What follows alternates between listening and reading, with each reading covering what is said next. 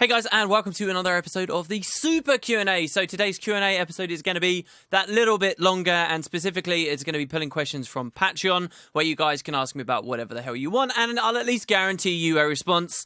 Hey, maybe I'll cop out if it's something absolutely ridiculous, but so far so good, I haven't had to. And at the end of this episode, we're actually going to open up another round worth of questions if you guys want to get in on that. So we're going to open up with one from Richard Bat Brewster, who actually said that I'd missed a question, apparently. But it specifically goes as such, we're talking a little bit about Revenant Legends. He said, the Revenant Legends are truly legendary characters from the world of Tyria. Do you think any of the Guild Wars 1 heroes will be added as legends that can be channeled? A cheeky additional question, what would be your top 3 GW1 heroes and why? Or better yet, a rundown of all of them for some hardcore nostalgia. What? A rundown of all the heroes? Maybe this could be a video all to itself when the Hearthstone's exam rolls out. Well, we'll see about that.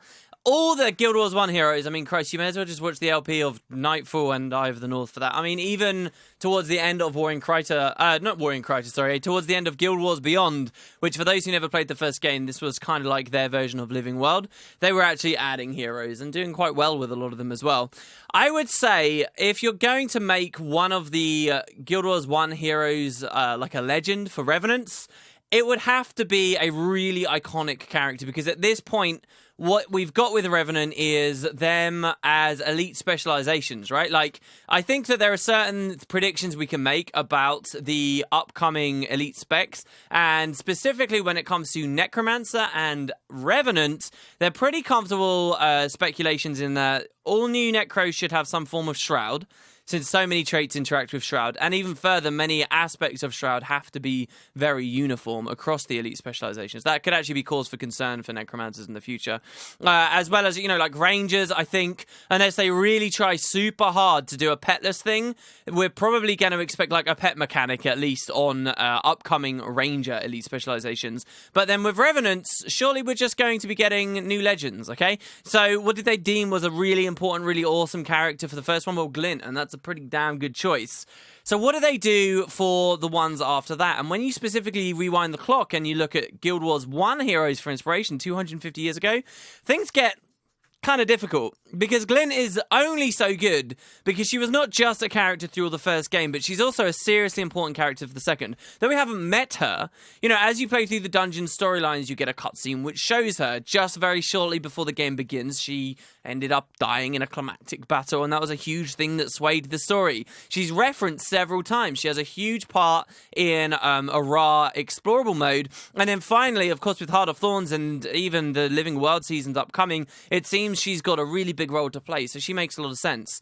How many other characters can really fit that role? Like, I would be tempted to say, Razza, another entity, kind of mist-related, seems almost Revenant-ish in many ways of his own, but Razza isn't really a key character to the franchise in any way.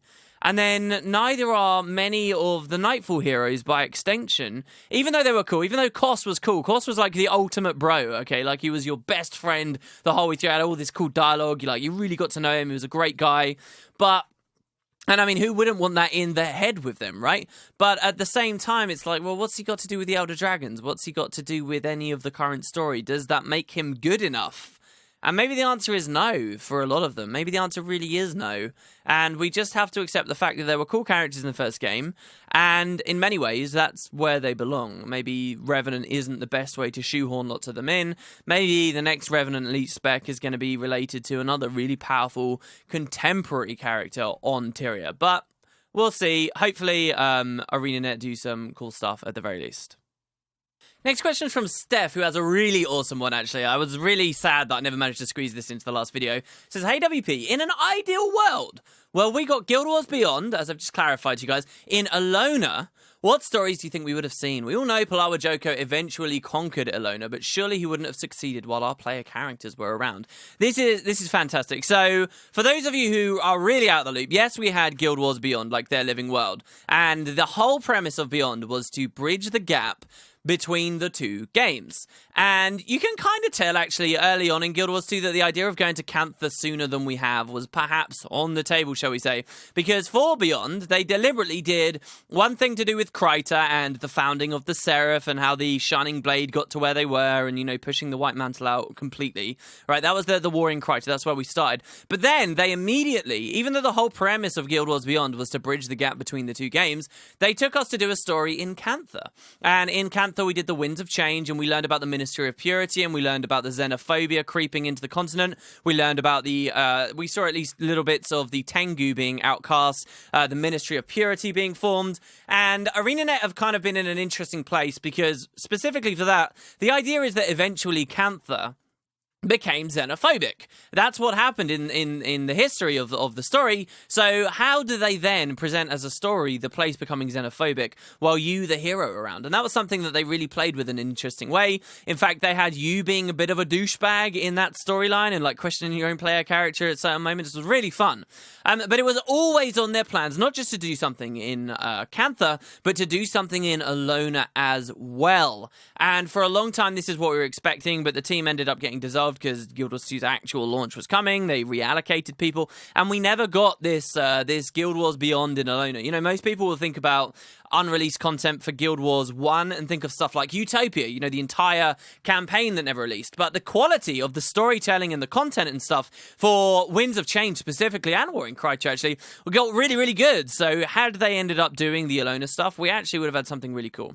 Didn't happen in the end. Nobody really laments it too badly. But now the question is, what would we have had? Because you've got the same problem. What happens in Alona is even worse than in Cantha. In Alona, the entire place gets enslaved by Palawa Joko.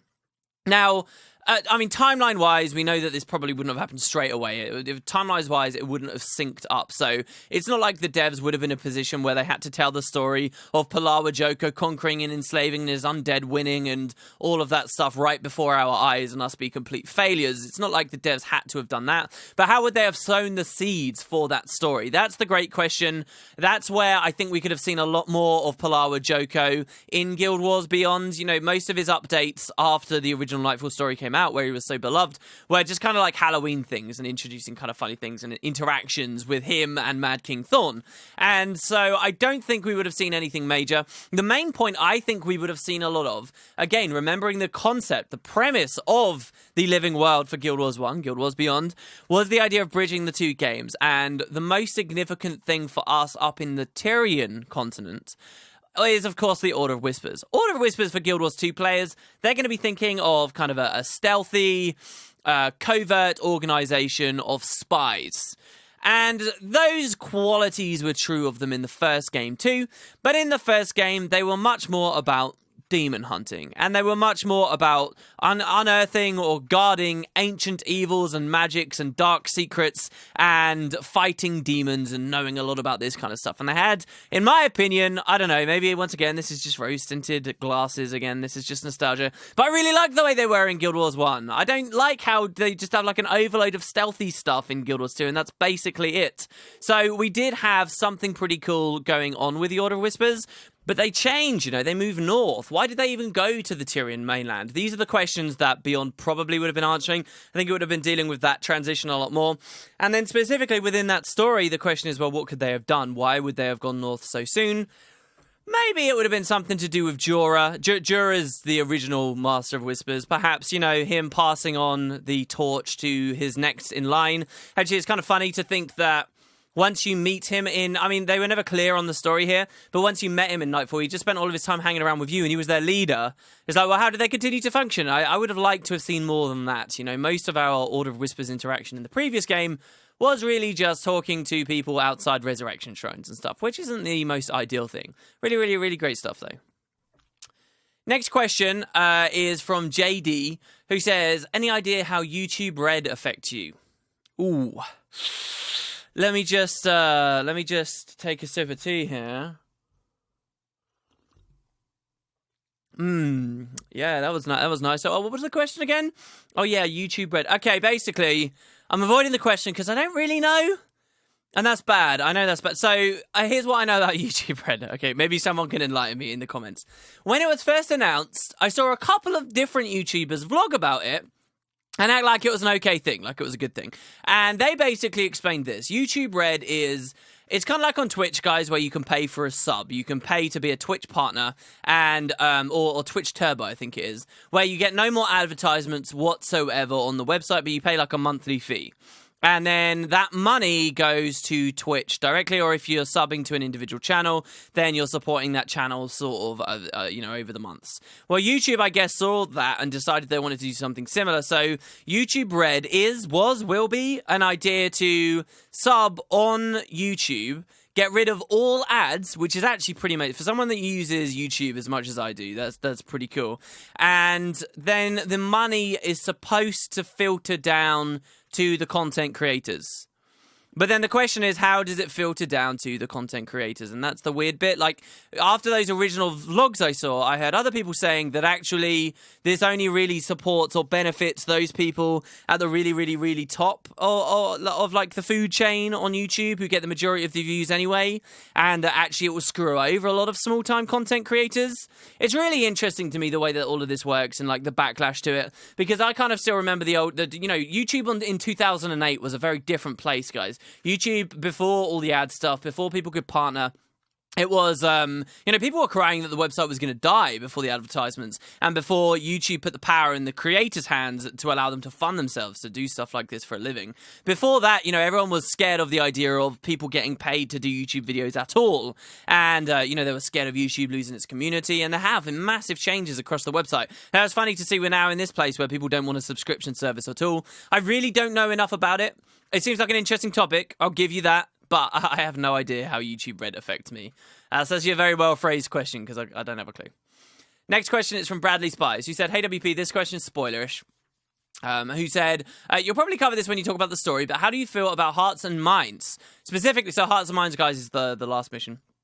"Specifically the balance between mechanics and story. I feel like mechanically it was a great experience once it was fixed, at least, but possibly because of that, the scale of the story, in particular the conclusion, was too small. I wonder if there's a balance to be found there. Comparing to the personal story, a raw story fits the scale that I would want. That's how I think you should kill an Elder Dragon, but mechanically it's completely the opposite. Can you have a fun boss fight for single-player instance that still fits with the grand scale of how we want the story to wrap up?" I guess an add-on question as well. They say, "Do you think it's better or worse that we have the epic battle with the mouth to compare it to? I know it wouldn't actually work this way, but it almost feels to me like Hearts and Minds was somehow a prelude to the mouth fight. I'd feel a little better. Like Hearts and Minds was the source of all, and the mouth feels like a Ra, which is way better mechanics, granted with lots of people. I just don't know how that would flow together." This is really, really interesting, really difficult. I don't know what ArenaNet are going to be doing in the future. This is why you've heard me say stuff. I mean, even the story review I did, I said it seems that they're struggling with the Elder Dragon idea. And it's because the whole idea that you're fighting these massive, monumentally, enormous creatures, it immediately sets up an expectation from people that I think the devs just cannot answer, right? They're not Shadow of the Colossus, and even Shadow of the Colossus, the boss fights could be like ridiculously tedious. This is an MMO, and how do you make it work? And I was wondering that, not just from the combat perspective of fighting a big creature, but also like how do they blend the open world stuff with the instant stuff? How do they give everyone? Because on one sense, I think the only epic way to kill an Elder Dragon is, and seriously, let's just live in Cloud Cuckoo Land and be happy for a second. The best way to kill an Elder Dragon, in my opinion, if you could have your cake and eat it too, is in the open world. All right, now don't freak out at what I just said there. All right, just imagine that it's a perfect world where it's in the open world, and yet you feel your individual contributions. You feel it is highly engaging, where you're using your entire skill bar, where there's a risk of loss, where there's reliance on one another without the toxicity. Don't forget, we're living in a crazy happy land at the moment.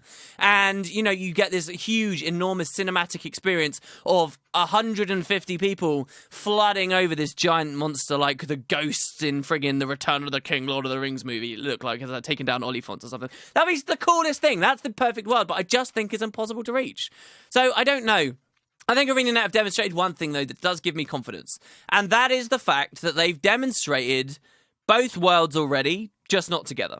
And what do I mean by that? I mean, well, the Zaitan fight was bloody cinematic. It was good. It was highly cut down, mechanically, a joke, a complete laugh. There were clearly multiple phases of the fight that didn't exist, but they had a good mix of cutscenes, as well as actual in-game stuff. We're seeing ridiculous, a giant overblown enemy. It felt epic. I remember when I first went through Aura, I was thoroughly enjoying myself, but I was playing with some very sour-faced people who had already done it, and, they were all complaining about the mechanics sort of thing, but you can at least give it the credit that they figured out the cinematic stuff, okay? And Mouth of Morgemoth, to an extent, demonstrates that too.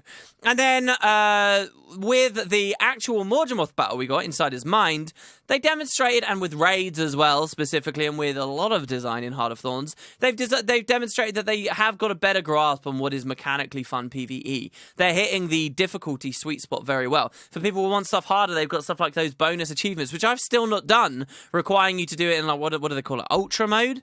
That was a nice idea that they've got there. They've demonstrated both worlds. Let's just hope that on the next expansion, they combine the damn things together. And actually, I will amend this as well, this comment, that if they do their next expansion, where it's two Elder Dragons fighting each other, they actually alleviate a little bit of pressure from themselves. You see, because they can have the epic giant cinematic moments where two Elder Dragons fight each other, and then it sort of doesn't matter that the players aren't doing too much at the same time. Do you get what I mean?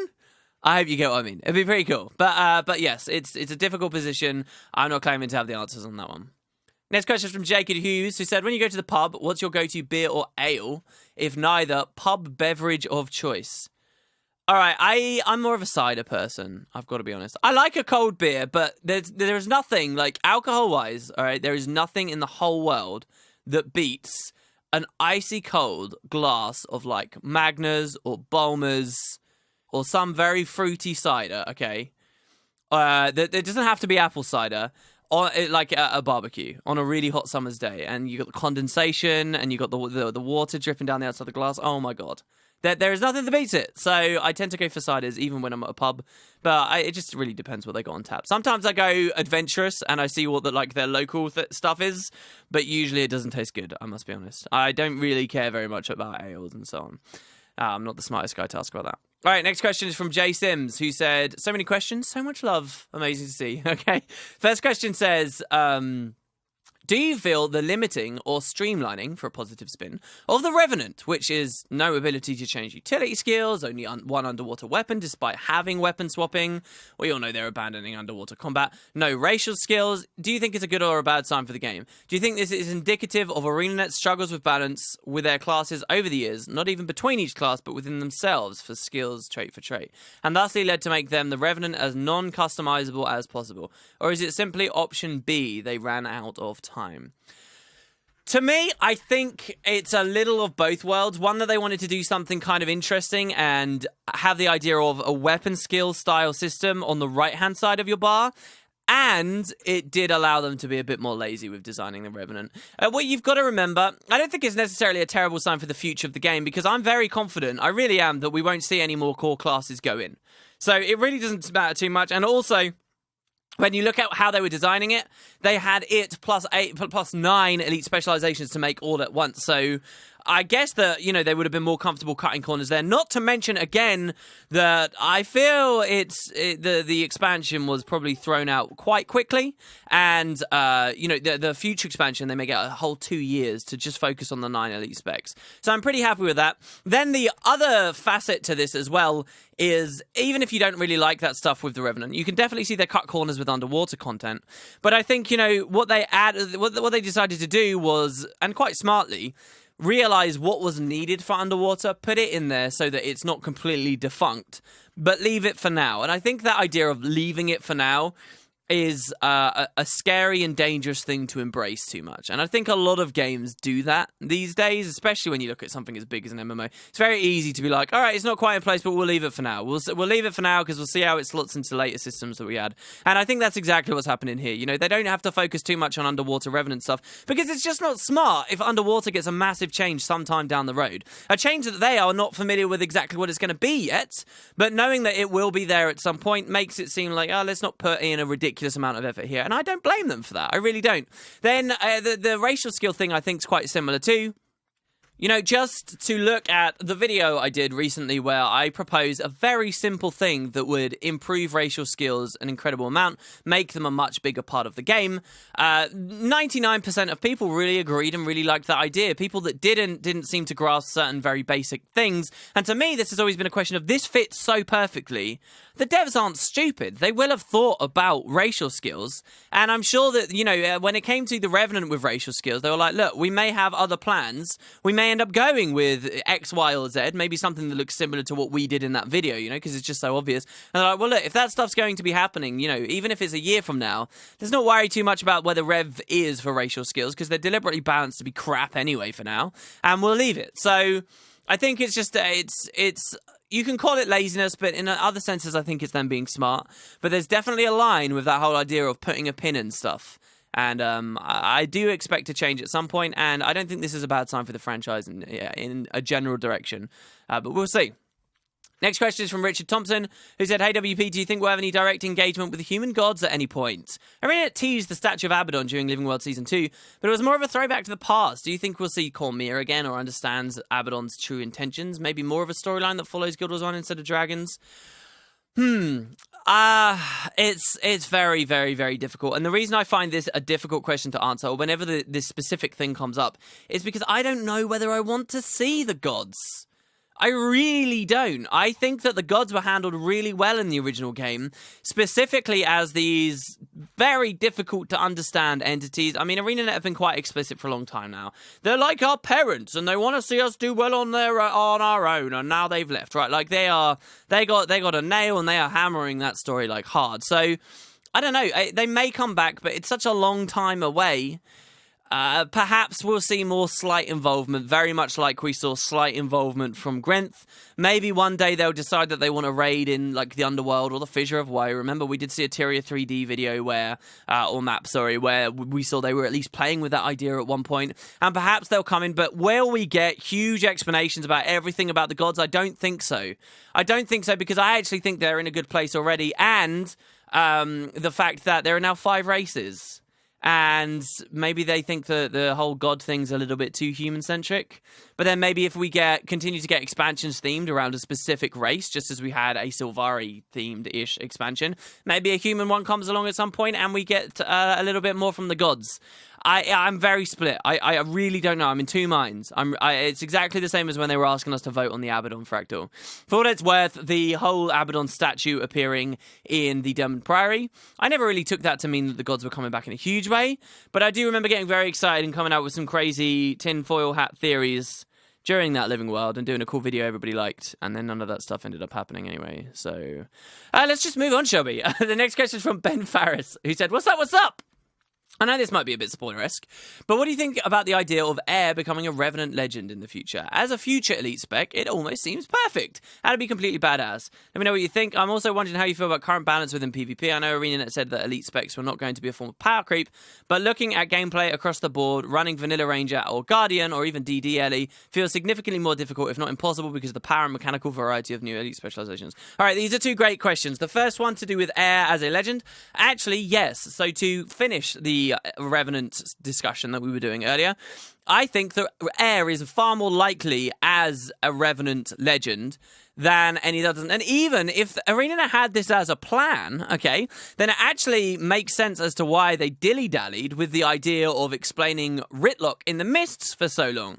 Because then they can do quite a nice story, being like, and Ritlock's, oh my god, Air's with me. Oh, Destiny's Edge is still together. Or, like something fun like that. It may actually explain why they delayed things like that. It keeps Air kind of prominent. It stops people being so offended by the way that they killed that character off. I think that that's a really good plan. I think that's a nice idea. But so far, actually, in terms of story, the Revenant legends we've had mean nothing. Like, not even just in terms of story, in terms of the entire game. That whole thing from that blog post about how they might talk and quip to you and all that nonsense, that was just, it was nothing. This is what the Revenant legends are. This is their impact, okay? This is the lore they provide. The fact that we can hang around with Shiro Tagachi. Do we get interesting information about the envoys and about how Cantha was and, his memories and stuff? Do we get that? No. This is what we get.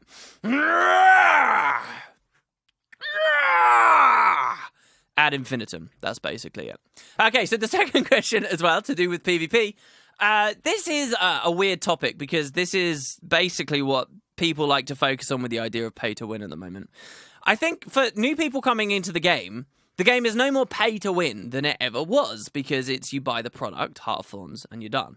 All right, that's basically it. There are very, very, very few specs that can compete without elite specializations. What you have to remember, though, is ArenaNet were never particularly clear on the idea of the power creep that elite specializations would offer. The point is that the elite specializations shouldn't power creep on top of existing elite specializations. Does that make sense? Now, I think that we may find that happens a little, but I don't think it would be because of some nefarious NCSoft or ArenaNet plot to earn a lot of money.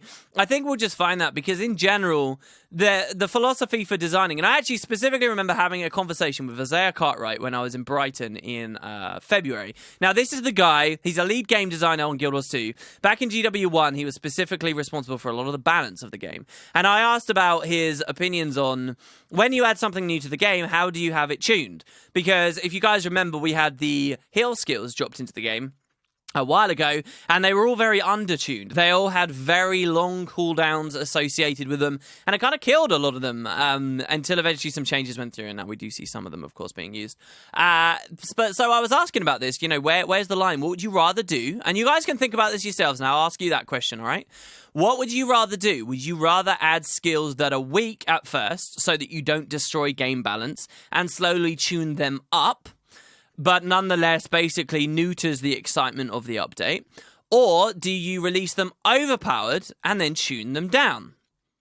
Now, Izzy's response to this actually was that he liked the idea of releasing them tuned higher first and then dragging them down. And actually, when you put it into the context of an expansion too, of course you want to excite people to be able to buy the game. You want to make the stuff look exciting. You want to make the expansion worthwhile playing. And then eventually you nerf it down. And I think that can look like a really sneaky, cruel, bad practice to undertake, but I think it's just a fairly natural thing. It's probably the way that I would deal with stuff as well. And so the point is, the next expansion or the next wave of elite specializations we get, whenever those are, I can imagine them they're having a tendency to lean on the overpowered side. Nothing crazy, but then they can be nerfed down, and as long as elite specializations are generally as strong as one another, as other elite specializations, I really don't have a problem with it.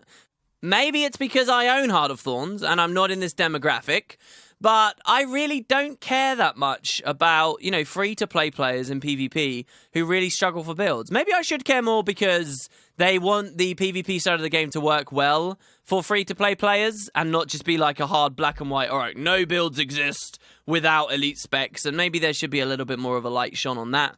But good incentive for people to buy the expansion because they get elite specs for pure PvPers. I find it hard to find serious complaints about that. But again, it probably just comes a lot down to the fact I'm not in that demographic. Next question is from Ailsthees, who said, "Hey WP, I remember being quite intrigued before original release when I read that the Order of Whispers had a different take on the Elder Dragons. Since they believed it was impossible to destroy or negotiate with them, they would rather want to send them back to sleep. At the time, I thought this would have played an important role in your personal story choices, but in the end it didn't, and Heart of Thorns went the same way, even though there was room to bring that theory back to the main stage. At this point, people are not even aware of this difference, and it never gets mentioned. Did the Order realize they were wrong after Zaitan was successfully killed? Did this plot device get changed with the idea that we would rather create a benevolent Elder Dragon by infusing Mordremoth's power into the Glint's egg? Or did the developers just realize that most people, after all the effort they put in to complete the story, just want to kill the bad guy once and for all?" This is a great question. This is one of those things, again, that makes me sad about the personal story. I still dream of a personal story where we have you have 5 races, each is a distinct story, but no more splitting within them. Okay, that's it. Maybe minor splits for dialogue and stuff, and the ferocity, charm, dignity system, but you don't do any major splits. You have 5 races, and then after the 5 races, you have 3 orders. And they never cross over. The stories within them can reference each other to make it even cooler when you replay back through. But you have 3 big arcs, all right? And yes, then they could play a lot with this idea of the Order of Whispers plan to make them fall asleep, and then eventually having to bow to the plan of, say, the Vigil, who'd got all these airships and stuff in place or whatever. They could have done that kind of cool stuff. There could be so much more with the orders in this game. I think as an MMO, it is lacking because it doesn't play with the orders enough. I have about 1 million million ideas on how to make the orders awesome, but instead of standing on my soapbox and constantly putting out, suggestion videos, basically, which I seem to have a bit of a thing for at the moment, I'll just say that I think it's a shame that the story was essentially dropped, and the thing that really shows when it is dropped is the whole Claw Island arc and the forming of the Pact. This is one of the reasons I think the Pact was bad for the game, and it's sad. Next question is from Victoria, who says, first want to say thank you for all your hard work and the hours of entertainment you've provided. I run a small blog that creates recipes for food items found in video games called Pixelated Provisions. Are there any food items in Guild Wars 2 that you've wanted to eat in the real world? Man, this is where I'm a nerd, all right? Dragon's Breath buns. I don't know what that would taste like, but I eat so many of them. Koi cake, basically any of the food that I eat a lot of in-game. Koi cake, seaweed salad. Actually, seaweed salad doesn't sound that fun. Doesn't sound that nice. Seaweed is nice. I do quite like seaweed. And if I go out to like a nice restaurant or sometimes I'll get seaweed. But still, I don't know. There's a lot of cool food. That's a difficult question to suddenly answer off the top of my head because there are so many foods in Guild Wars 2.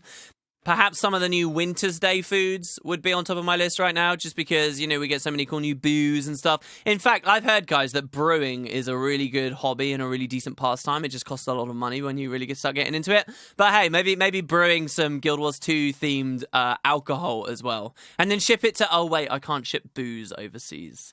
Never mind. Next question is from David Tompkins, who said, as soon as I get to Ratanovus, I can only think of one thing. Who are the Nova Sarts? Tell us, WP. The Nova Sart? Am I missing something crazy about the story? The Nova Sart? Do you just mean who the Ratanovans are? Do you mean that there are Masart in Ratanovus? I've got no idea. No idea whatsoever. In fact, is Ratanovus perhaps an anagram, just like Ratasum was? Whoa!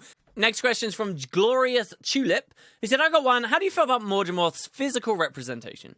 Zaitan had a physical body. We could fight. We know Primordus is tunneling underground somewhere. Actually, as well, to add to this, we saw his head as well in Eye of the North.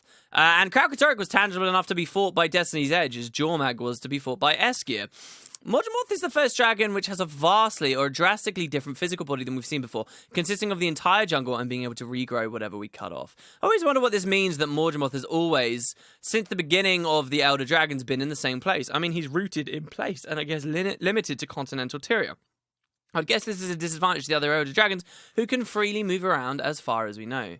Actually, that's a really cool point. That is not something I had considered at all until this question. And that is the idea of Morgemorth always being there. Because, of course, we do have these kind of funny theories that I think are really interesting, that the Elder Dragons, we of course know Tyria is huge, the world is huge, and unless the devs write a story that basically diminishes the Elder Dragons and makes them out to be less than they actually are, unless the devs decide to do that, you kind of have this question of why are the most monumentally important beings on this world all in this tiny little region of it? And the idea is that during the last Elder Dragon Rising, they consumed, destroyed everywhere, and came closer and closer into this central region where the Bloodstones were, and these races, dealt with stuff. And actually, even though that's a nice idea, I also feel like it makes the game feel a lot more narrow, because it's like, oh, the important stuff only exists here, so why should you care about the other areas of the world in the first place? So that's a bit sucky. But all that said, Morgemorth was always here.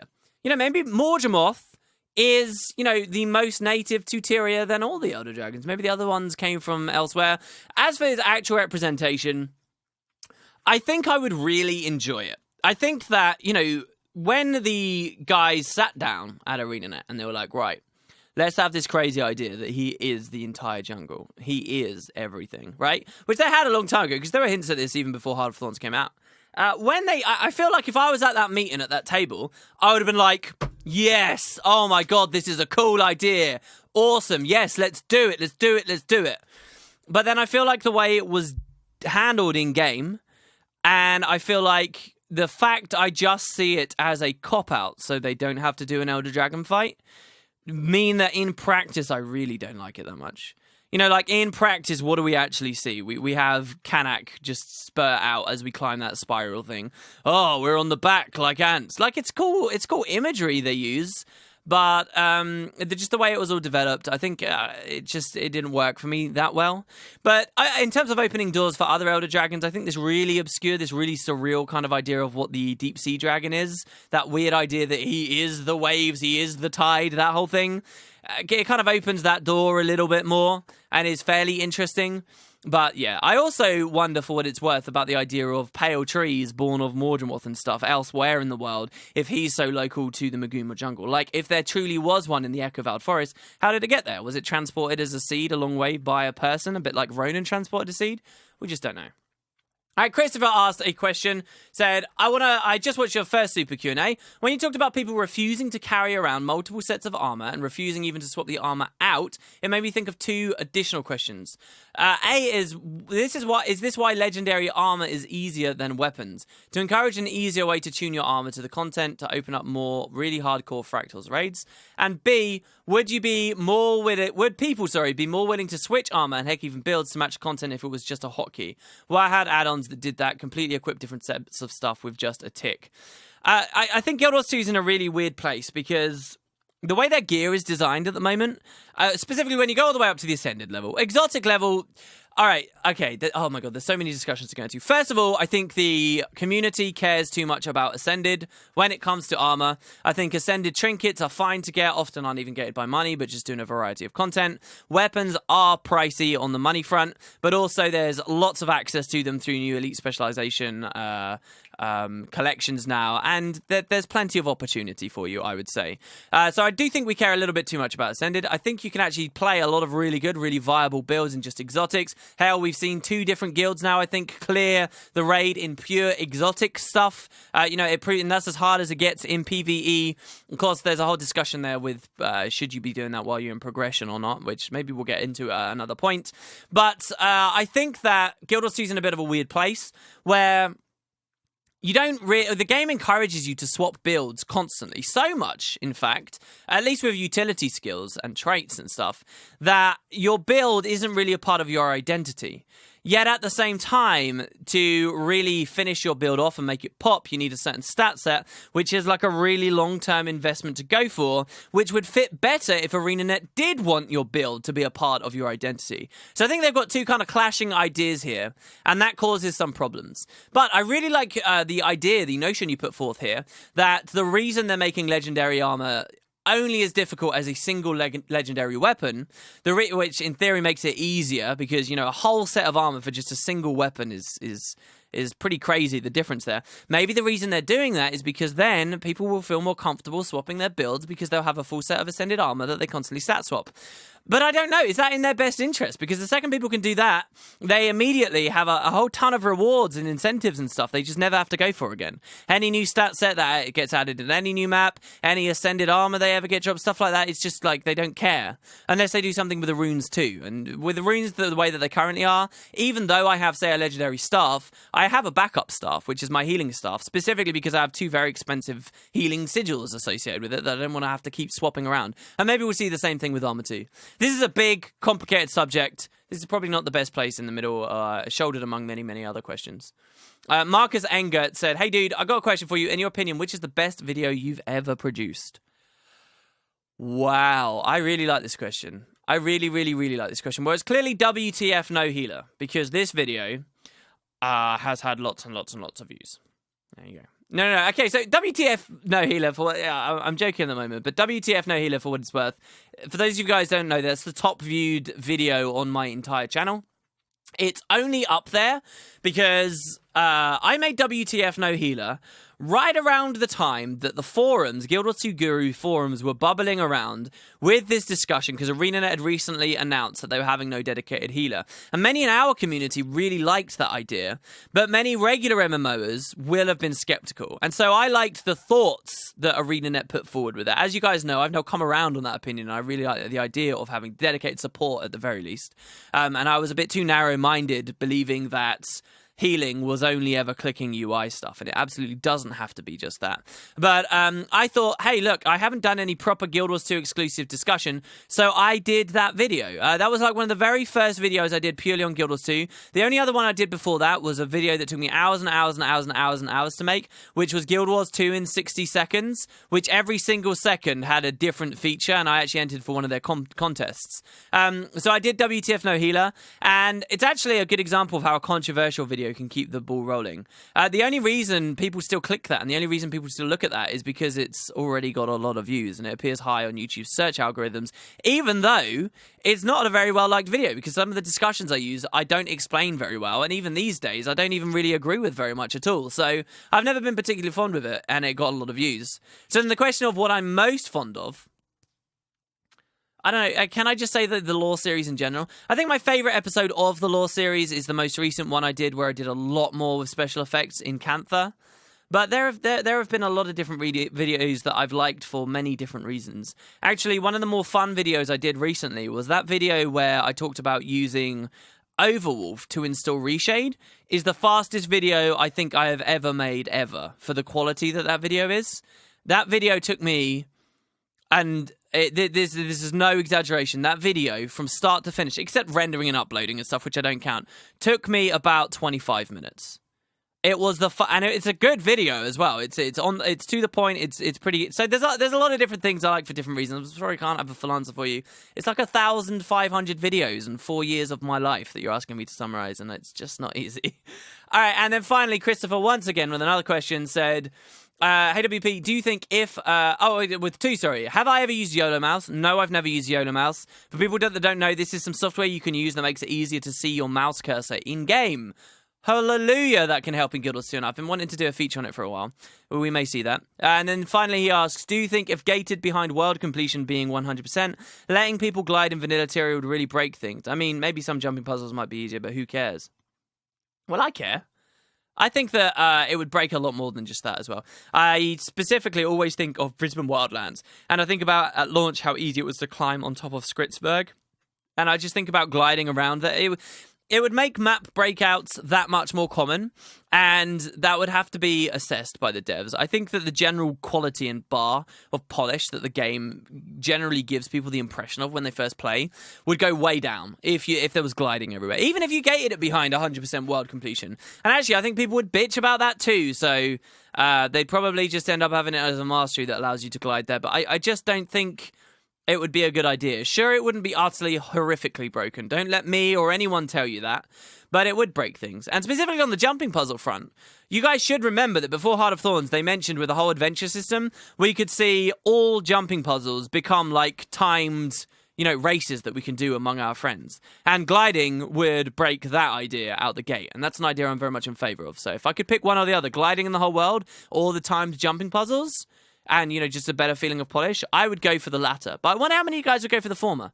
Maybe that could be my question for you guys. That's it. That's every single Super Q&A question I got from Patreon. There is right now, if you click the top link in the description, the opportunity to submit new questions right to me through this, and I guarantee you will get a response on those instead of running the gauntlet of the regular Q&As, which are a bit shorter. But there you go, guys. All in all, this just experimental thing I did here has ended up like almost 2.5 hours, I think, worth of content or something, like a ridiculous amount. So thank you, everyone. It's been a lot of fun. We'll continue on with it. Hope you've enjoyed. I'll be eagerly looking in the comments. Hope I gave you some good responses, and I will see you tomorrow. Have a great day, everybody. Catch you next time.